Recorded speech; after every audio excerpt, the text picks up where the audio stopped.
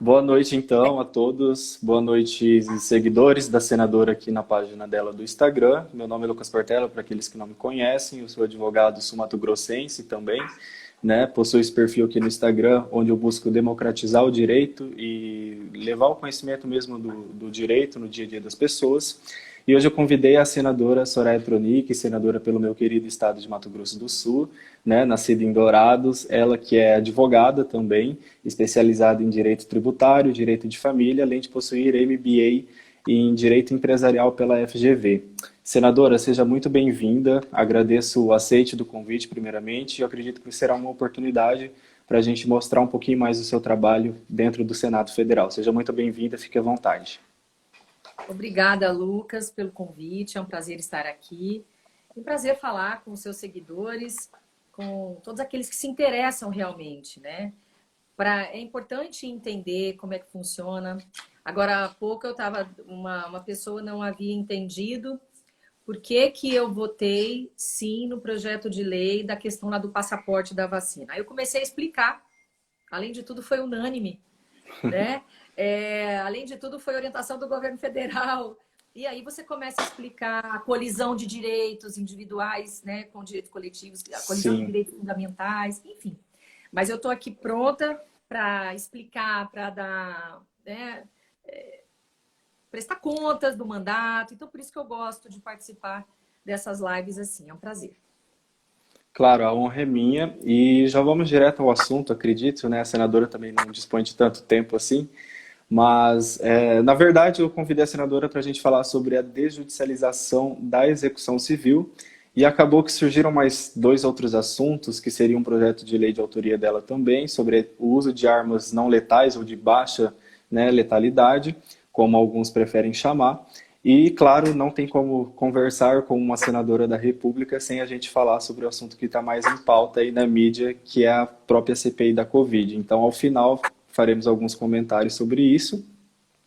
Mas, então, eu inicio a nossa conversa aqui perguntando, então, do projeto de lei 1928, né, 1928, de 2021, que trata justamente das armas não letais ou de baixa lesividade que englobam, né, spray de pimenta, armas de eletrochoque e outros tipos enfim, de armamentos assim de baixa lesividade que podem ser utilizados pelos cidadãos comuns, claro.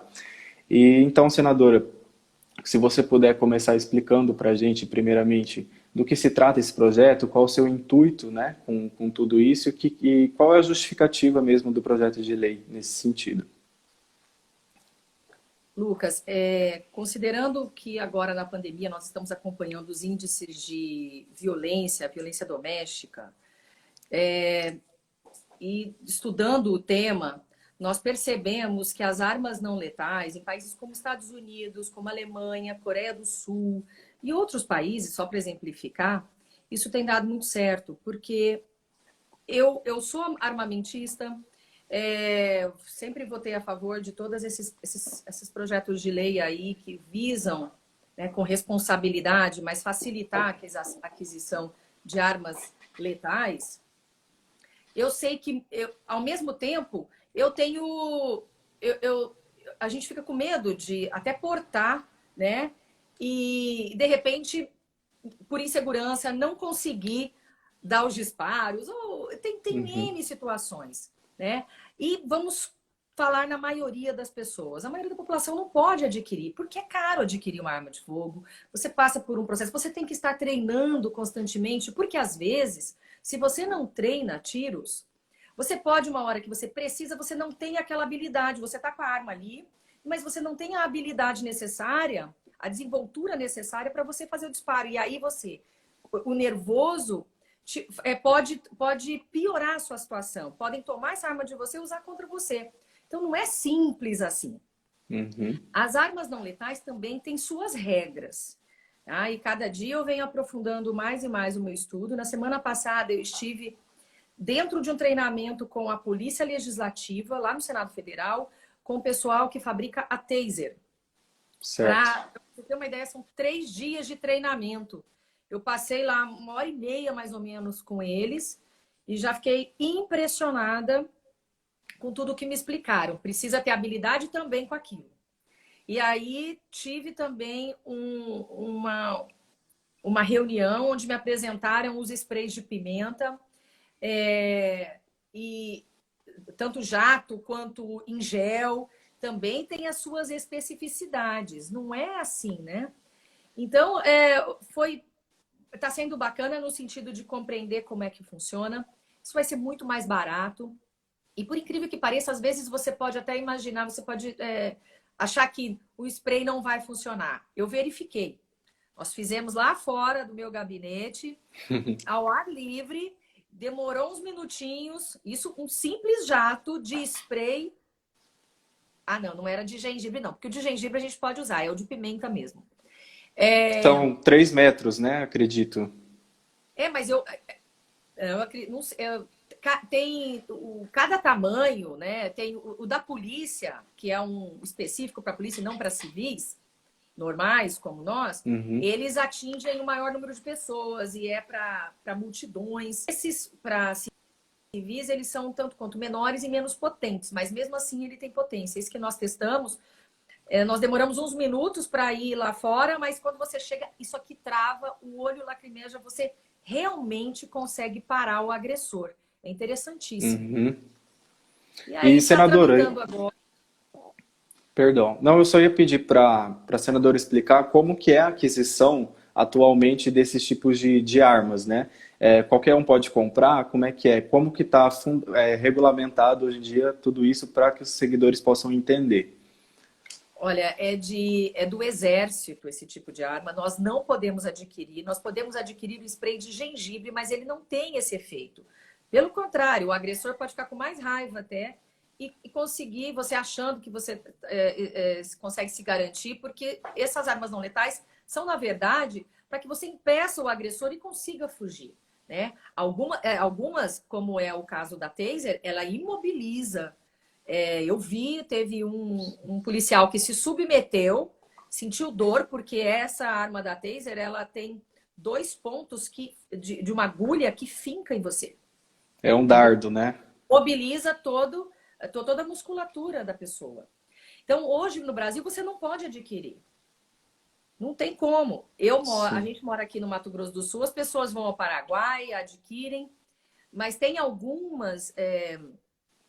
Como essa Taser, né, é a melhor que existe, tem algumas piratas que, na verdade, podem até encrencar você. Então, nós precisamos de treinamento para isso. Abrir esse mercado vai ser muito bom. Eu acredito que a gente consiga ter sucesso. Tá? Ela é não letal. Então, por que não? Tem umas coisas aqui no Brasil, Lucas, que a gente não consegue compreender, né? Por que tamanha dificuldade? Você não pode portar uma arma não letal, mas uma arma letal você pode. Né? Se você tiver registro, enfim, posse, pode. Mas você pode, aqui a gente nem pode. Então é interessante nesse sentido, né? Mas eu acredito que vamos ter êxito, sim. Acredito que essa possa ser uma das pautas comuns, né, de ambos os lados, porque todas elas visam diminuir a violência. E a violência é uma pauta comum, né? Contra a violência. Né? Então, eu acredito que a gente possa... O senador Marcos Duval já demonstrou interesse, ele gosta desse tema de armamento, e aí agora a gente conseguir dar andamento e pedir para o presidente Rodrigo Pacheco pautar, enfim. Mas eu acredito que vai ser um avanço nesse quesito. Que bom. O Felipe Novas está perguntando se o projeto visa o uso permanente. E sim, né? O projeto visa justamente o porte, a posse e etc. Então, como a senadora estava falando, hoje em dia no Brasil, claro que cumprindo os requisitos, a gente pode obter o porte de armas letais, né? E esse projeto visa justamente o uso permitido, o porte, a posse de armas de baixa lesividade.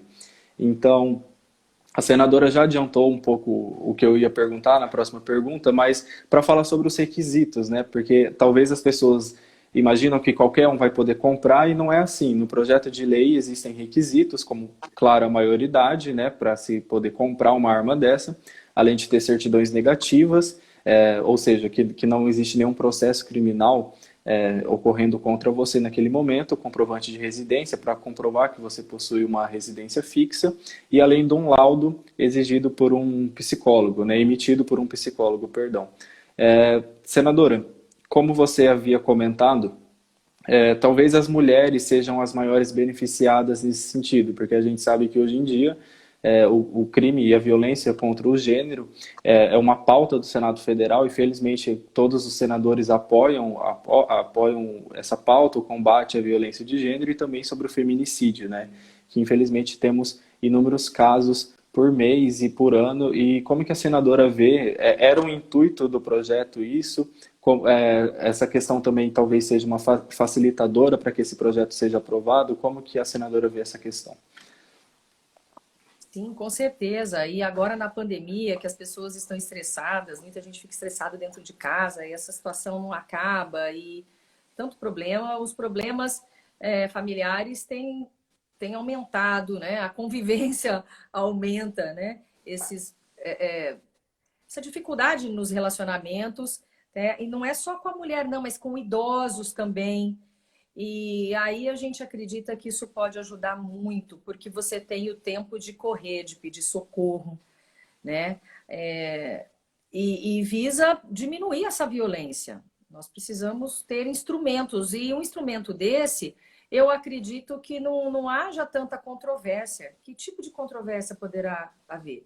E aí por incrível que pareça, eu fui criticada por alguns armamentistas, que para eles só arma letal. Eu falei, bom, quando querem criticar, para tudo tem motivo, né, Lucas? Mas Tem. achando isso é um absurdo. E mais escritores aí, que eu tenho uma live que nós vamos marcar com o Beni, com esse pessoal, tem um colega meu, advogado também. Então, eles são desse ramo e concordam. Nós podemos fazer isso. E outra, é mais acessível, né? Lógico, tem que ter o direito de portar, não vai ser para qualquer um, porque a própria taser mesmo, se ela é disparada nos olhos, daqui para cima, pode causar, não vai matar, mas pode causar uma Sim. cegueira, pode causar uma lesão permanente.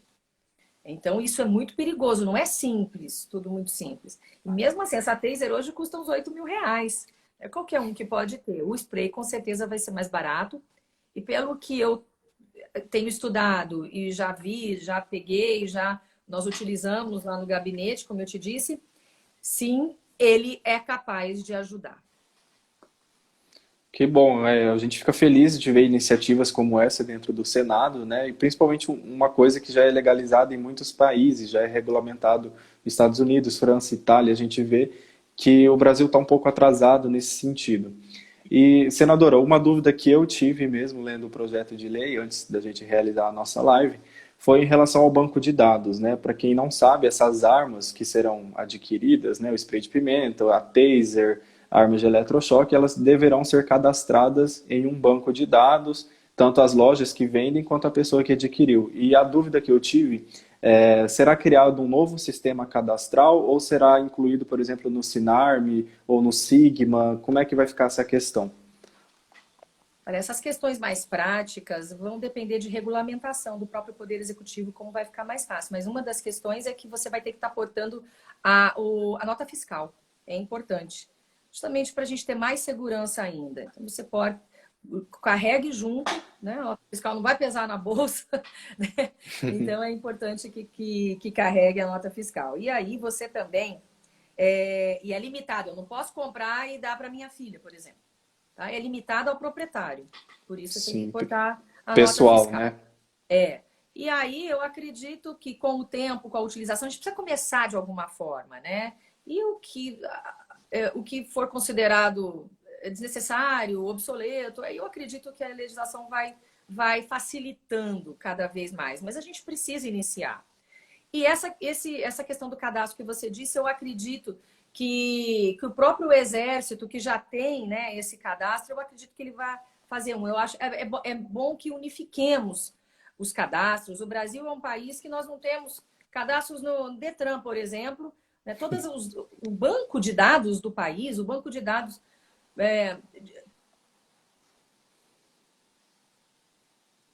unificado. A gente precisa começar a fazer isso para que tudo valha em território nacional. Você não tenha problema quando você atravessa a fronteira do estado, né? Claro, entendi. E, senador, o que eu estava dizendo é que acredito que tenha um apoio dentro do Senado bastante forte em relação a isso. Eu mesmo fiz uma consulta aqui no meu Instagram, a maioria dos seguidores apoiaram, e também verifiquei no site do PL que existe um apoio em massa. Mas existe alguma resistência? A senadora comentou algumas críticas que recebeu. Eu queria saber quais são essas críticas, qual é a visão do outro lado, o que eles estão criticando, qual o tipo de resistência que existe. Olha, eu vi prints de grupos dizendo, ai, só faltava essa, mas nada fundamentado. Sinceramente, nada Uhum. fundamentado. Ai, que ridículo. Grupo até de armamentistas falando, que ridículo. Arma tem que ser letal, isso é perfumaria. E coisas desse tipo, assim, sem nenhuma fundamentação, né? Então, as críticas vieram nesse sentido. E a gente tem conseguido lá no Congresso várias aprovações por unanimidade. E se você parar para pensar do que ideologicamente nós temos de diferenças, mas na maioria das pautas nós todos convergimos, principalmente porque quando se fala em violência contra a mulher, é difícil um senador de um lado ou de outro ser contra. Né? Às vezes a pessoa pode até ser uma pessoa violenta nas quatro paredes, mas ela não vai declarar isso, né? Então, a gente tem conseguido um êxito muito grande. E analisando esse projeto de lei, porque na verdade não foi designado nem o relator ainda, mas numa pré-análise que nós fizemos, porque quando você lança a ideia, aí que vem à baila as críticas, né? Sim. Então, dentro da casa, nós não tivemos ainda uma ideia. Tá? Às vezes alguém vai querer propor uma audiência pública, mas eu, pelo andar da carruagem, logo que eu recebi essas críticas, isso aconteceu no primeiro ou no segundo dia, eu me preocupei. Depois elas cessaram. Mas Sim. são críticas apenas sem fundamento nenhum. Criticar por criticar, né? E isso a gente tem visto muito. Então, por isso que eu já vou te dizer que eu não sei. Como ela não mata, né? E vai ter todo esse regramento. Eu fiz questão de colocar essas regras. Não tá fácil. Justamente para que na discussão a gente possa retirar. Mas eu fui com o mais, sabe? Para trazer a maior Uhum. segurança jurídica possível para que a gente consiga aprovar. Primeiramente, precisamos iniciar de Certo. alguma forma. Claro, uma vez aprovadas, outras questões que vão surgindo serão regulamentadas ou pelo executivo ou através de, não sei, alterações, né? Mas, de fato, nós precisamos Vai começar. é. Senadora, não sei se alguém tem alguma pergunta, quem está nos assistindo. Se tiverem, mandem aí no chat. Se não, vou partir para o próximo assunto, que é sobre a desjudicialização da execução civil.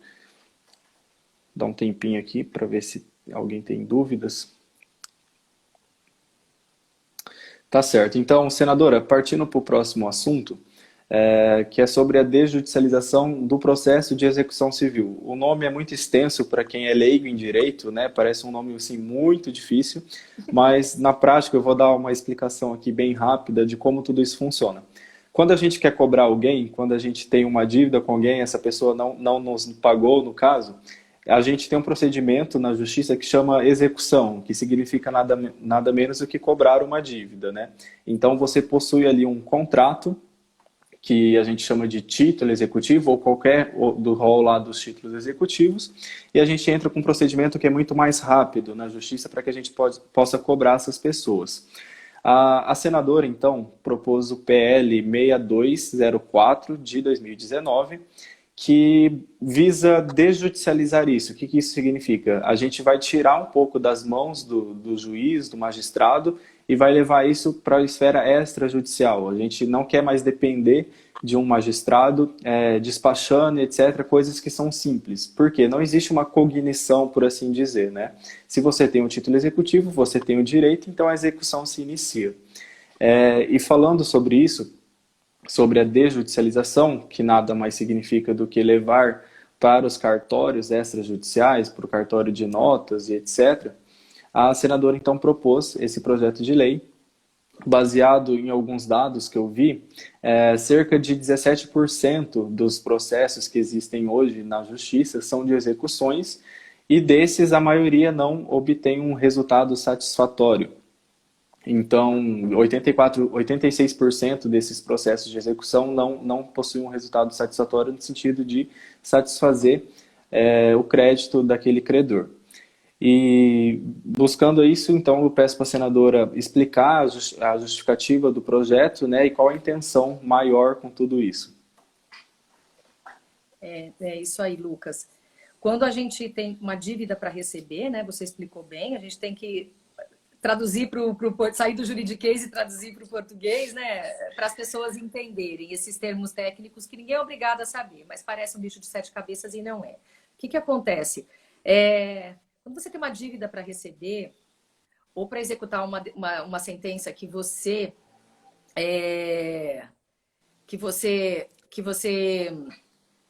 foi vencedor na justiça, nós temos a execução, né? A gente vai executar essa dívida que alguém tem que alguém tem perante a gente, né? Então, o que acontece? Demora muito, em torno de 7 anos é a média para a gente receber uma dívida.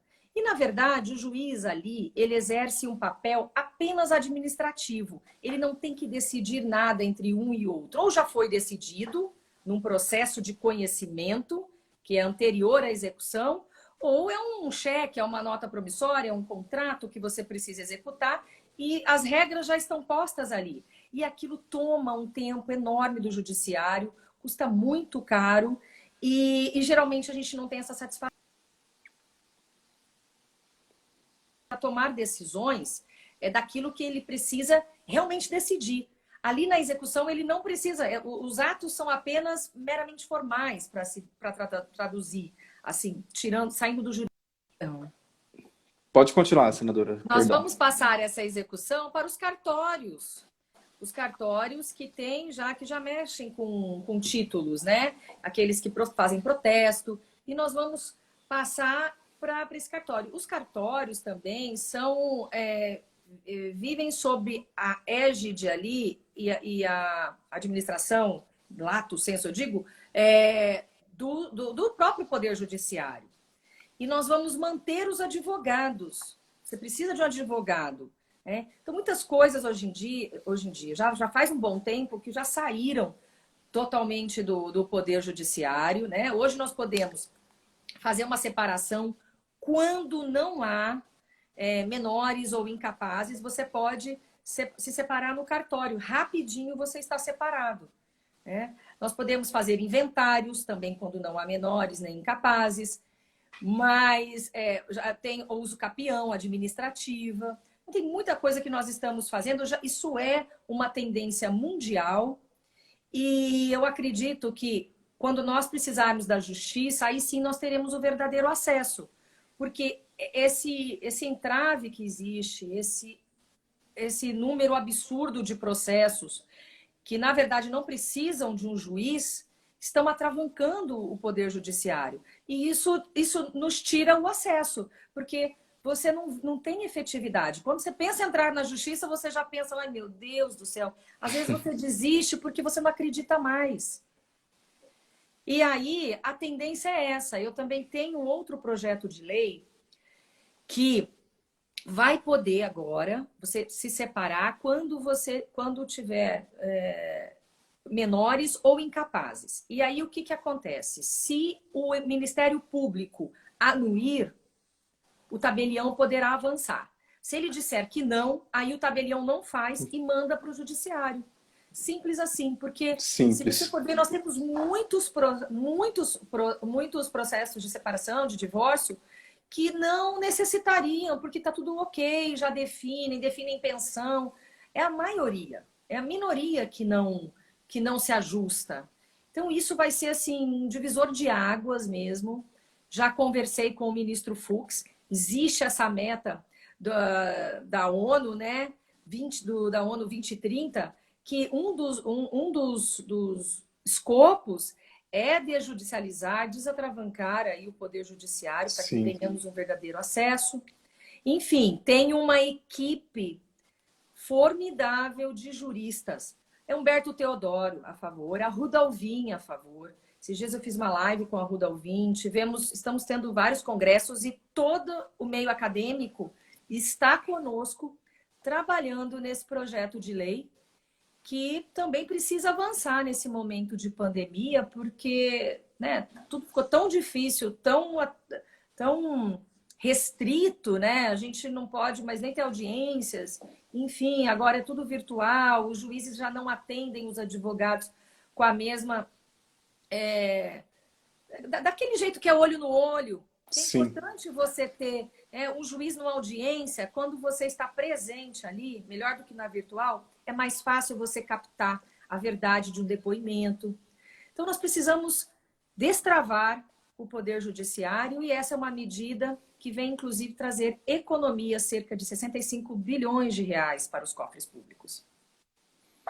Concordo com toda a fala da senadora. Eu queria mandar um abraço aqui para o Leandro Correia, ele é tabelião aqui da minha cidade, é super a favor também do projeto. E como a senadora bem lembrou, o próprio CNJ, né, o Conselho Nacional de Justiça, vem há anos implementando medidas que buscam desafogar o judiciário realmente, tanto em práticas penais, com acordos, com justiça restaurativa e etc., quanto aqui no âmbito civil. Para aqueles que não sabem, né, o projeto inicial que a senadora propôs, primeiramente diz que isso não será obrigatório, ou seja, o processo de execução ali no primeiro momento, né, da sua iniciativa não será obrigatório. Então, o credor terá a opção de escolher a via extrajudicial ou judicial. Mas eu acredito que isso seja para a gente começar o debate, né, senadora, começar a implementar essas medidas para que depois possa vir a obrigatoriedade. Então, eu queria que você comentasse um pouquinho sobre isso, até porque nós temos, né, por exemplo, a gente tem práticas na justiça que a gente não escolhe mais. Os juizados especiais estaduais a gente ainda tem opção, mas os federais não. Então, eu queria que a senadora comentasse um pouquinho sobre essa estratégia, por assim dizer. Esse tem sido um ponto o ponto sensível. O ponto sensível, porque nós tivemos alguns artigos publicados por alguns magistrados, algumas questões assim, um tanto quanto contrários a essa obrigatoriedade. Isso é um ponto sensível, tá? Que é indispensável, né, o acesso, né? Nós não podemos abrir mão disso, mas esse é um ponto que nós vamos discutir muito ainda. Eu acho que teremos audiências públicas acerca disso e me preocupa. O outro ponto que fez com que advogados achassem que eles criticassem porque não leram também e achavam que os advogados estariam afastados desse processo. Outros achavam que o agente de execução deveria ser o advogado e não o notário. Certo? E aí nós temos... Porque os cartórios nos outros países, na Europa, eles não funcionam como acontece aqui no Brasil. Né? E aí nós estamos dando lugar e lado para todo mundo porque é necessário. Não tem ninguém aí sobrando, né, nesse procedimento administrativo que será exercido pelos cartórios. Aqui no Brasil, a gente tem que calibrar conforme a nossa realidade aqui, os nossos costumes. Então, Voltamos Lucas, a pergunta o projeto nasceu com a obrigatoriedade, mas eu acredito que como esse ponto está bem sensível da inafastabilidade da jurisdição, é perigoso que por um tempo a gente toque ele de forma facultativa. Tá? Então, eu acredito que vai acontecer assim. Mas o que nós precisamos também, da mesma forma que aquele outro projeto de lei das armas não letais, nós precisamos dar início a essa discussão e avançar. Porque, realmente, desde a reforma do CPC, razoável duração do processo, essas questões que foram incutidas no novo CPC, nós não temos, né, de forma concreta, e isso não aconteceu. Eu acredito que agora a gente possa ter uma solução. Que bom que você falou sobre esse ponto, porque eu não sabia que era um ponto sensível. Eu achava que essa questão estava até um pouco mais tranquila em relação a isso. E já que você comentou sobre o agente de execução, né, era uma pergunta que eu ia te fazer para que você pudesse explicar, principalmente para o público aí, quais são os limites e poderes desse agente, até onde ele pode ir, que seria ali o chefe cartorário, né, o tabelião, que seria esse agente de execução e não advogados, claro, e quais são os poderes e até onde ele poderia ir. Claro, falar sobre aquela hipótese de, insurgindo, né, embargo, seja de terceiros ou do próprio devedor, que isso será remetido ao magistrado. Explicar essa sistemática para a gente. Eles já são uma classe que é afeta aos títulos de crédito, né? Naturalmente capacitada para tratar disso. Dentro dos atos administrativos, ok, ele pode atuar. Vai ser igualzinho aconteceu, né, no que nós definimos no outro projeto, que é o da separação tendo menores ou incapazes. Se tiver algum problema, no caso aí não teremos MP, mas aí são os limites. Se entrar com alguma necessidade de cognição, né, de conhecimento, vai ser remetido ao judiciário. Então, são só os atos administrativos mesmo e é algo bastante simples, na verdade. Eu acredito que teremos, vai ser assim, primordial para a mudança do nosso poder judiciário e do acesso à justiça. Claro, e comentando então sobre acesso à justiça, né, a gente sabe que um processo tem custas. Então, quando a gente fala em entrar com um processo na justiça, existem as taxas judiciárias ou custas judiciais. E como é que vai ficar essa questão então, senadora? Em fazendo o processo de maneira extrajudicial, como vai ficar os emolumentos, as taxas e etc. E puxando aqui para a nossa classe, claro, sobre os honorários advocatícios. O advogado vai ganhar, não vai ganhar? Como que vai ficar? O advogado vai ganhar, tá tudo já incluído, e é o devedor que vai arcar, né, no final, com tudo isso. Então, é bastante simples, vai proteger os advogados, que isso é muito importante, e nós estaremos obrigatoriamente, tem que ter advogado, obrigatoriamente. Então, tranquilo, os direitos de todos estão preservados no PL, e o que nós queremos agora é o apoio aí da população, que a população consiga entender o que isso pode trazer de benefícios, e nós estamos trabalhando para isso. Hoje a participação da população no nosso trabalho é muito grande. Eu acho que nunca foi tão divulgado o trabalho legislativo, o trabalho dos políticos em geral, mas as pessoas acompanhando e entendendo, elas fazem uma pressão para que as coisas aconteçam. E, geralmente, um projeto de lei demora muito tempo, tá igual o judiciário também. Nós temos que desafogar, porque às vezes projetos de lei de um parlamentar, ele acabou o mandato e não conseguiu ainda aprovar. E muita coisa boa. Então, nós precisamos fazer esse tipo de pressão para que aconteça, né? Eu já comecei trazendo todos os juristas, então a área acadêmica, que a própria ala que é a favor e que ajudou a formatar esse projeto de lei, já se degladiou com a ala que não queria. Eles já um explicou para o outro, eu já não precisei fazer mais nada. Eu fiquei feliz nesse sentido, porque quando eu entrei com o projeto de lei, a gente, com poucos meses, muitas celeumas já haviam sido solucionadas, sabe? E aí, com o apoio do CNJ, do STF e dos colegas ali, eu acredito que o projeto de lei já nasce maduro para a gente já entrar numa votação em breve, se Deus quiser. E, senador, em relação à gratuidade da justiça, então, você comentou que todos os direitos estão garantidos, claro, então quem tem direito à assistência judiciária terá a sua assistência, mas quem vai analisar isso? No caso, seria o próprio agente de execução? Eu falo assim, quem defere a gratuidade ou não? Olha, porque a gratuidade, na verdade, a Lei 1060/50, né, que eu acho que é a lei da gratuidade, basta que você informe. E aí pode ser que tenhamos aí algum problema ou não, mas são detalhes que até os próprios notários vão poder, com o andar da carruagem, nos ajudar. Porque, em tese, a lei só exige que você declare, é uma declaração de hipossuficiência. E aí, se você mentiu, porque dentro do judiciário, o juiz entra, né? Ele procura saber cada dia mais, e aí a letra fria da lei dizia, né? Somente declaração de próprio punho, abacinar uma declaração. Essa é uma situação que nós vamos garantir, mas o dia a dia vai nos mostrar as necessidades reais, né? Se isso vai funcionar na vida prática ou não. Certo. E um outro ponto sensível, talvez, mas foi um detalhe que eu percebi. O prazo de impugnação no projeto de lei é de 5 dias, né? Ao passo que no nosso CPC, no Código de Processo Civil, é de 15. Você acha que isso vai levantar debates ou não? Não sei se é um ponto sensível ou não, reduzir esse prazo para o devedor impugnar.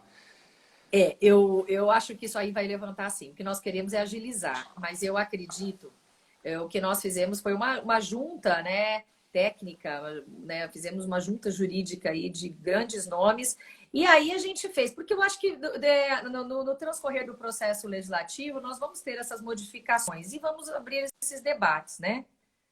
Eu acredito que isso aí vai ser motivo, mas ninguém percebeu ainda. Você tá jogando isso no ar, Poxa né? vida! Vai trazer a baila e o problema que me preocupa.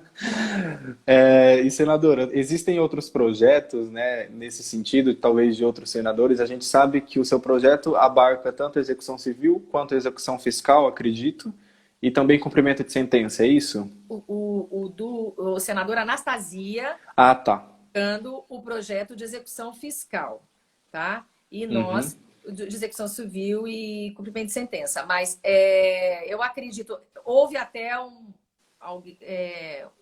uma suposição aí de caminharem juntos. Eu acho que não deve. Não deve. Sabe, eu acho que dá para tramitar em apenso, não. Isso me preocupa, porque um é dinheiro público, né? Já muda, o outro é privado. Então, eu acho que as regras mudam. As regras mudam. Sim. E qual que é o estado do projeto de lei nesse momento? A situação está pautado, não está pautado? O CCJ já foi? Olha, não foi porque nós nem estamos tendo reuniões É. das comissões, infelizmente, por conta da pandemia. Até nesse aspecto, a própria Câmara está indo melhor que o Senado. Nós queremos voltar a ter essas reuniões das comissões, né, que elas funcionem a partir do segundo semestre. Estamos cobrando o presidente, mas o que está tramitando tem ido já direto para plenário. Direto, não está passando pelas comissões. Eu conversei com o presidente Rodrigo Pacheco, disse a ele, porque agora nós estamos votando apenas o que diz respeito à pandemia.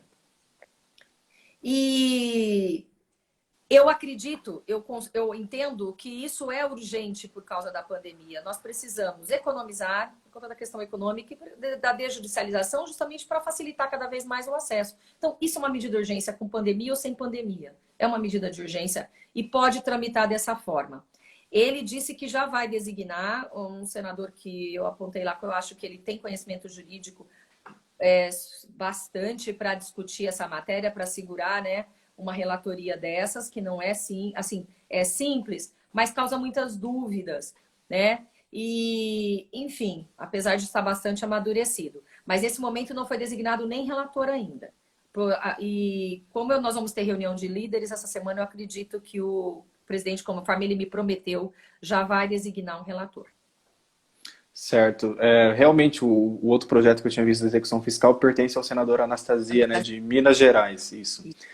Senador, então, partindo para o nosso último assunto aqui, acredito que falamos tudo sobre a desjudicialização, né, de uma maneira bem popular aí para o nosso público entender.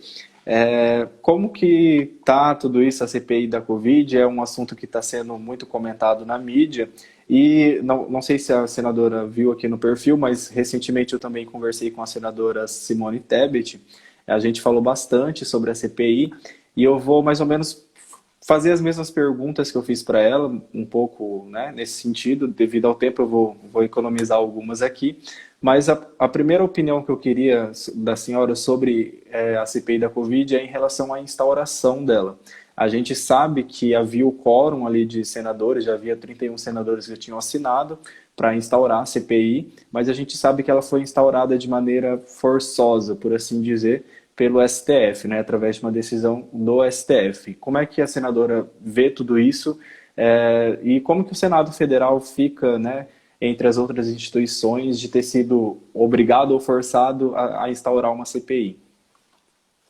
O que a gente tem visto nos últimos tempos é essa usurpação de poderes, né? Eu entendo que o STF tem se colocado de forma exagerada, né? Mas também, por um outro lado, quando eles são provocados, né, eles têm que decidir. E também, quando há lacunas na lei, eles têm que decidir, né? Porque nós não legislamos. O duro é quando você vê o STF legislar, começar a tomar decisões, né? Isso aí é complicado. Então, a gente tem sofrido bastante isso. Eu acho ruim, eu acho que a CPI... eu acho que o presidente Rodrigo deveria ter feito a leitura, tará, e ter dado procedimento, porque nós tínhamos o número de senadores, que era 1/3, 27, nós tínhamos mais assinaturas do que o necessário, para dar início à CPI. Infelizmente, eu acho que foi mais uma vez a usurpação de poderes. Mas, enfim, é o que nós temos visto hoje em dia, né? Mas acredito que foi. Certo. E quando dessa instauração, na visão da senadora e talvez ali dos seus colegas mais próximos, vocês esperavam a magnitude dessa CPI, do que isso viria a se tornar, investigando ministros, etc., ou vocês acharam que ia ser uma CPI mais para ver os gastos públicos ali e não necessariamente envolver crimes, né, como advocacia administrativa, malversação do dinheiro público e etc.? Eu, particularmente, assinei o pedido de abertura de CPI do senador Eduardo Girão, que incluía estados e municípios, justamente porque nós enviamos um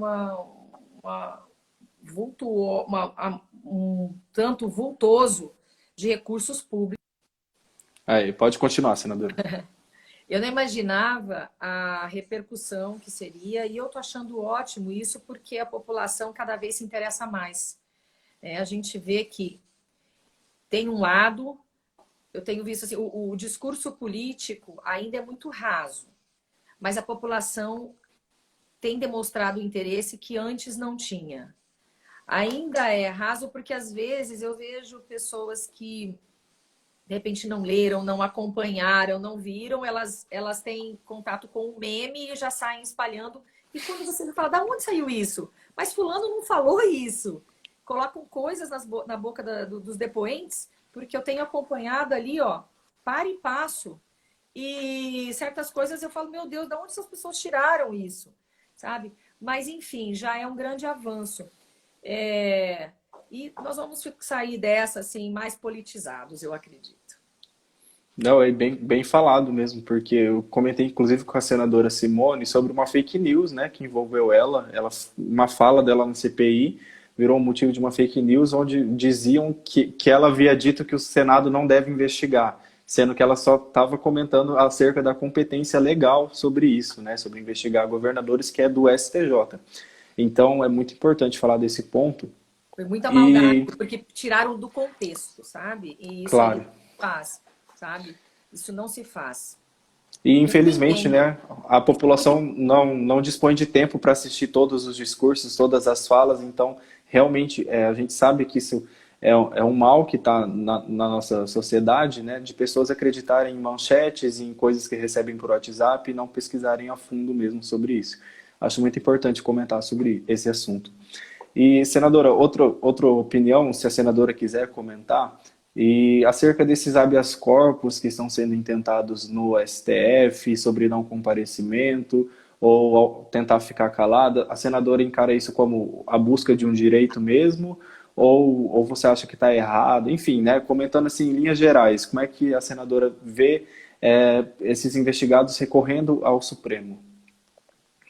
Olha, a questão nós aí estamos diante do direito, né, do investigado de não produzir prova contra si mesmo. Mas quando o STF tem dado, ele diz que quando a pergunta falar sobre atos dele que envolvam, que possam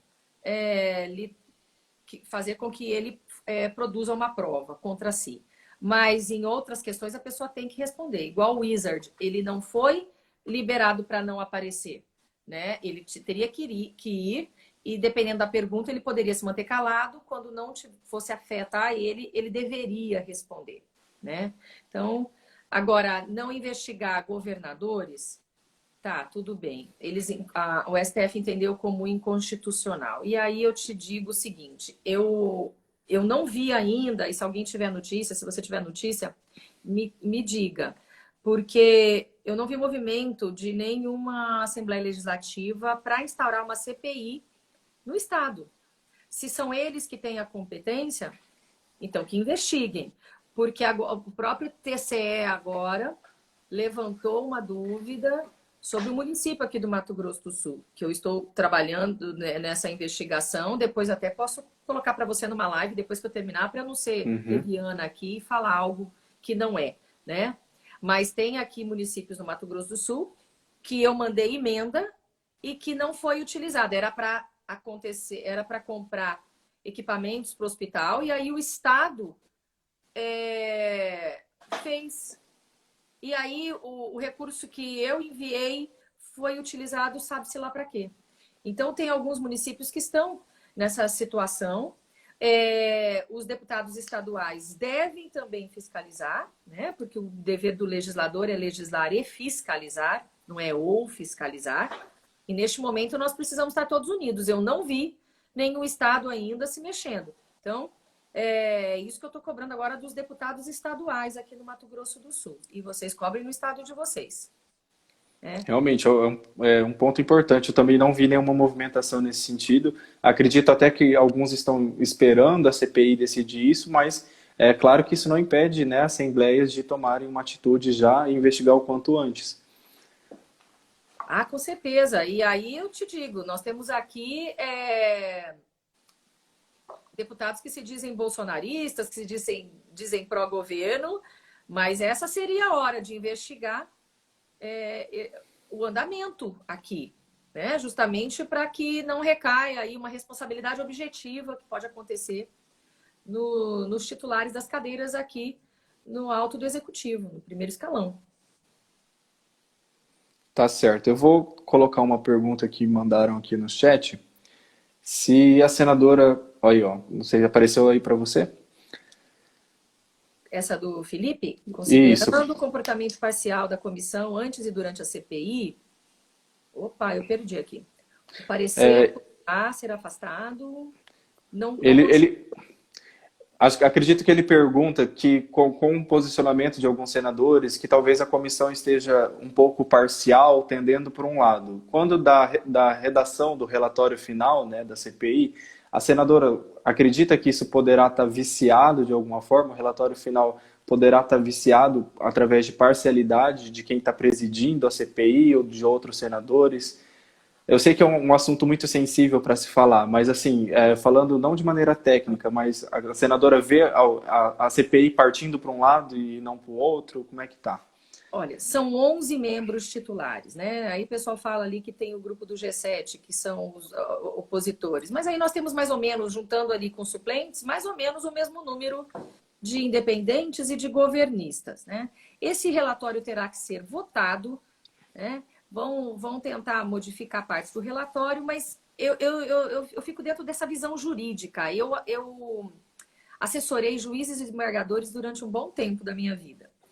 E eu fazia sentenças, votos, decisões, e tudo tem que estar aprovado. A gente diz no mundo jurídico que o que não está nos autos não está no mundo. Então, para você tomar qualquer decisão dentro de um relatório, de um inquérito, né, de qualquer peça jurídica, e ali ela não pode fugir desses termos, não é no achismo, tem que estar comprovado. E aí nós temos a fala de um depoente, aí nós temos a fala dele dizendo outra coisa, e eles mesmos se contradizendo. A CPI já recebeu um número impressionante de documentos, impressionante. Tem coisa ali que é descartável, mas tem coisas que estão recebendo que terão de ser analisadas. Então, quando você diz algo no relatório, você tem que provar. O documento tal diz isso está aprovado, isso está contestado, assim, assim, assado. Então, se forem técnicos, se forem pela parte técnica, eles não vão poder fugir da realidade, né? Uhum. Agora, se for levar por um outro lado, esse relatório pode estar, sim, eivado de vícios e de né, e de parcialidade, o que nos preocupa, mas aí cabe também da orientação jurídica que os titulares, senadores titulares terão para votar corretamente e para contestar partes do relatório.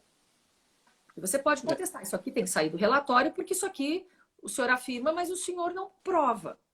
Né? Para poder indiciar alguém, encaminhar o indiciamento. Né? E aí, na verdade, um relatório de CPI já chega, se bem construído, ele chega pronto para o Ministério Público. Né? Mas eu acredito que a orientação jurídica para esses membros tem que ser bem firme no sentido de levar para o lado jurídico mesmo e não para o lado político. Evitar qualquer discussão nesse sentido, né? Exato. Mas claro que, independente disso, a gente conta também com a Procuradoria-Geral, né, para que faça essa análise e, enfim, tome as atitudes necessárias. Senadora, sobre essa nova fase da CPI, né, onde 14 investigados aí se tornaram testemunhas, como a senadora visualiza essa nova fase daqui para frente? Acha que surgirá mais coisas que possam incriminar talvez ministros ou talvez até o próprio presidente? Assim, como que essa nova fase você acha que vai tramitar no Senado? Está muito sensível? Como é que está o clima dentro do Senado Federal?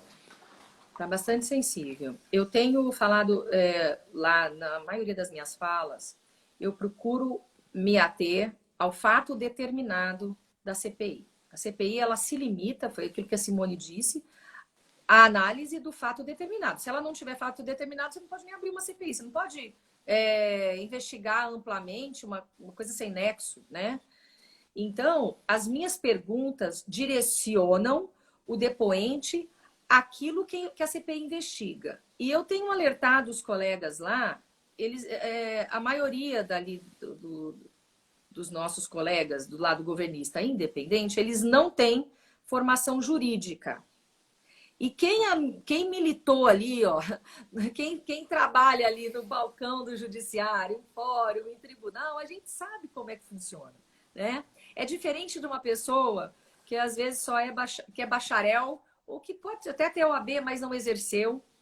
Né? É diferente a forma como você analisa. Aí eu percebo que muitos senadores ocupam os 15 minutos deles fazendo perguntas que não levam aquilo, a proposta, né, ao escopo da CPI, e aí você perde tempo. E aí você não está ajudando nenhum lado e nenhum outro, não para encobrir nada. Eu estou dizendo para que a CPI investigue aquilo mesmo. Então, a maioria dos depoentes que foram, eu sempre pergunto. Porque eu me lembro muito de uma fala do ministro Mandetta, na época lá dele, e ele dizia que ele não tinha informações suficientes dos estados, que tinha estados que estavam devendo informação. Então, como que eu posso construir uma política pública? Como que eu vou saber quantas vacinas eu preciso? O que eu tô precisando? Se eu preciso ajudar a Manaus com oxigênio, com isso, com aquilo, se a Secretaria de Estado de Saúde não me mandou informação. Então, quando um estado peca, quem está lá depondo tem que me falar. Tem que falar, olha, na época eu não mandei porque não foi requisitado. E aí você tira aquela culpa, né, a responsabilidade objetiva do agente político. Então, ou público, tanto faz. Mas, você entende? E essas coisas assim me preocupam. Nessa próxima fase, eu acredito que a gente vai precisar se reunir novamente. Nessa madrugada eu embarco. E aí a gente vai se reunir novamente. E vamos ver se a gente consegue alinhar melhor para que a justiça realmente seja feita e não recaia nos ombros de quem não fez, né?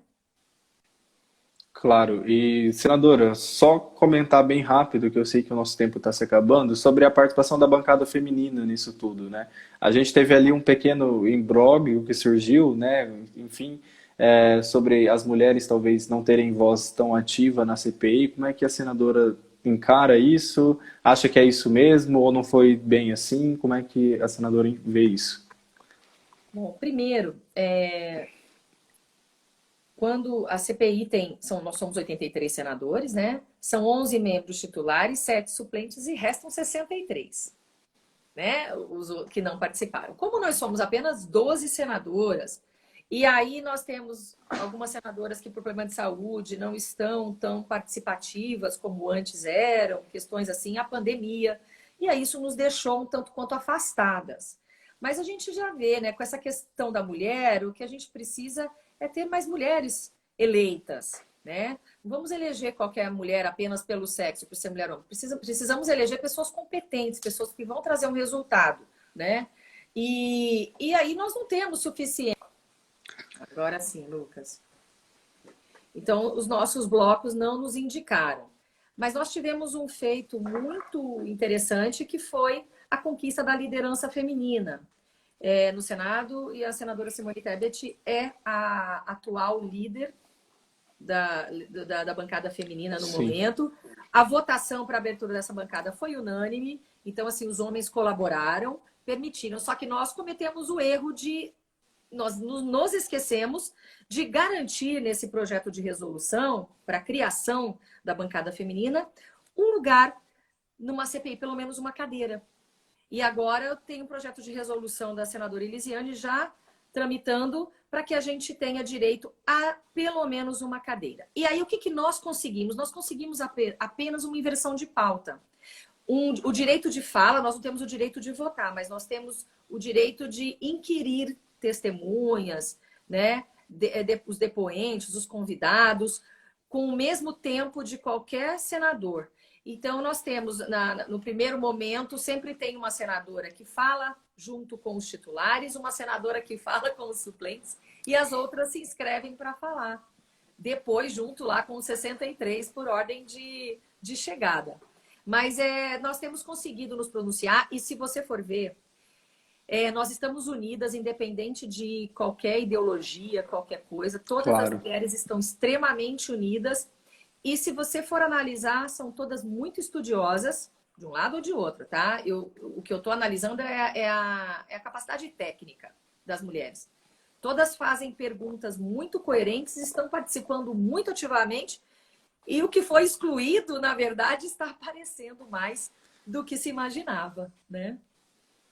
Com certeza, que bom que a bancada feminina garantiu seu espaço aí na CPI e pôde levar discursos tão brilhantes, né, para lá, falas tão bem colocadas, como eu também disse isso à senadora Simone.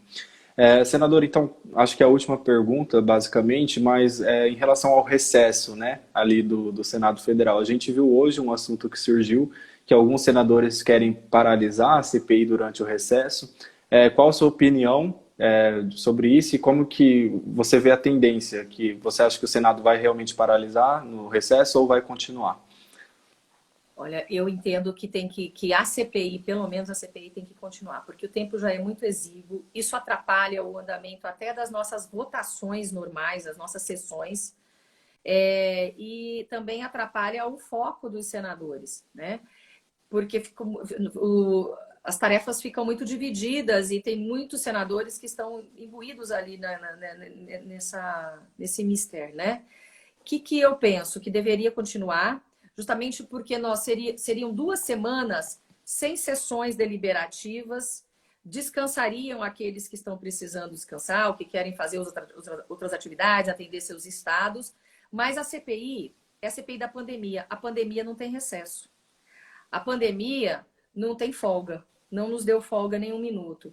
Então, eu acredito que se a maioria dos membros deliberar para continuar, eu entendo que o senador Rodrigo Pacheco deveria acolher se for uma decisão dos titulares, porque aí seria uma decisão extremamente democrática. Mas entendo que não deve parar, 2 semanas é muito tempo, né? Esse período pode ser um período, né, de folga das outras atividades para análise de documentos, para descoberta de outras questões, né, que estão atinentes à utilização de recursos públicos no combate à pandemia. Tem uma série de coisas que nós precisamos aproveitar esse tempo. E os senadores, pelo que eu estou vendo ali nos bastidores, e eu seria não sou membro nem nada, mas eu me deslocaria para continuar trabalhando dentro dos limites, dos meus limites, né, de atuação. Porque até requerimento, quando a gente entende que precisa ouvir certa pessoa ou requisitar certo documento, os nossos colegas fazem requerimento para a gente. Então, eu já tenho feito isso e os colegas têm assinado por mim, quando eu vejo que precisa de alguma coisa. Então, nunca tive, por mais que eu não seja membro, eu consigo participar de alguma forma. E isso é muito importante, muito salutar e que vai nos ajudar a trazer uma solução mais rápida, porque um dia importa, uma vida importa, né? Se a gente puder colocar o que não está nos trilhos, como já vem muita coisa acontecendo, né? Aqui mesmo no Tribunal de Contas do Estado, nós tivemos um escândalo recentemente, e aí comecei a ver que algumas contas não estão tendentes a ser aprovadas, coisa que eu não tinha visto antes. Vou esperar para investigar mais, Lucas, e eu venho falar para você, contar essa história para você. Por quê? Porque está todo mundo de olho, porque as coisas estão caminhando. Né? Não pode ficar lá, vão ter. Né?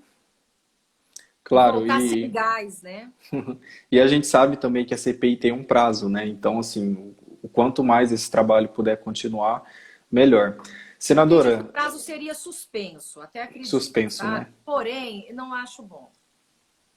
Certo. Senadora, vou dar oportunidade então, já encerrei minhas perguntas, mas para a senadora dizer sobre outros projetos, talvez que estão em andamento, de sua autoria, que a gente não comentou aqui, do trabalho que tem sido feito aí no Senado pela senadora Soraya, e também agradecer como sul-mato-grossense todo o trabalho que a senhora tem feito. Eu estou vendo várias emendas, né, vindo aqui para municípios. Ontem mesmo, acredito que Coronel Sapucaia, foi isso?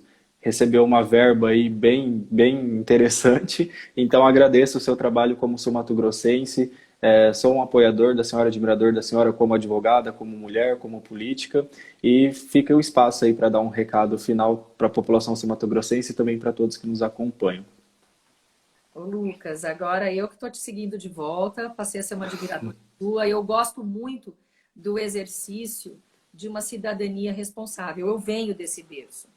Nós que estamos insatisfeitos, precisamos entrar nesse debate político, mas um debate político respeitoso, que dá ouvidos para o outro, né? Que não sai falando a primeira coisa que vê. Isso é importante, já que estamos amadurecendo, que as pessoas possam entender isso. Então, parabéns pela sua atitude, é um prazer estar conversando com você, esclarecer todas essas questões. Tem muitos projetos de lei, mas eu acho que nós temos quantos minutinhos aí? Já passou do tempo, acho que o Instagram não vai Daqui a derrubar, pouco não. corta, não vamos. Então, tenho ideias legislativas aí, projetos em andamento. Tem uma PEC que agora eu estou colhendo assinaturas, que é para tirar do monopólio do Banco do Brasil, o FCO, mas na verdade seria interessante que todos nós pudéssemos ter a portabilidade de um FGTS, né? Porque aí nós estimulamos a competitividade, conseguimos juros mais baixos. Eu estou muito ligada nessa parte econômica, de uma economia liberal, que possa realmente colocar o Brasil no patamar que ele merece. Porque, olha, eu vou te falar, para aguentar tanto desaforo, Lucas, nós somos muito ricos. Com Nós não temos certeza. consciência, às vezes, da nossa capacidade. E é a hora do brasileiro se unir. As nossas convergências são maiores do que as nossas divergências. Cada vida importa. Eu tenho visto um momento de muito ódio nas redes sociais. Eu fui lamentar a vida dos 500 mil mortos e eu fui criticada. Criticada por lamentar.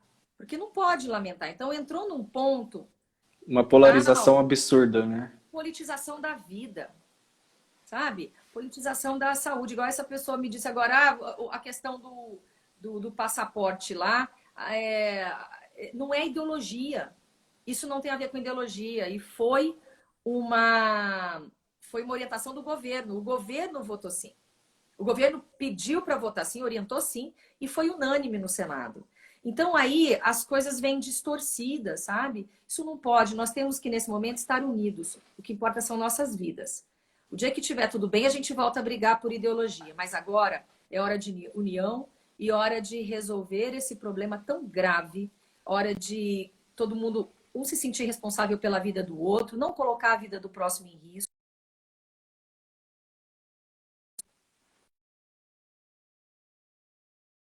Obrigada pela oportunidade, Lucas. Um abraço a todos, boa noite, uma semana abençoada, com muito juízo em relação a muito amor entre todos nós brasileiros. Eu que agradeço, senadora, mais uma vez o aceite do convite. É uma oportunidade, é uma honra mesmo estar aqui, né? A gente ter tido essa conversa. E sigam o perfil da senadora, sigam o meu perfil aqui. E, senadora, pode contar comigo aqui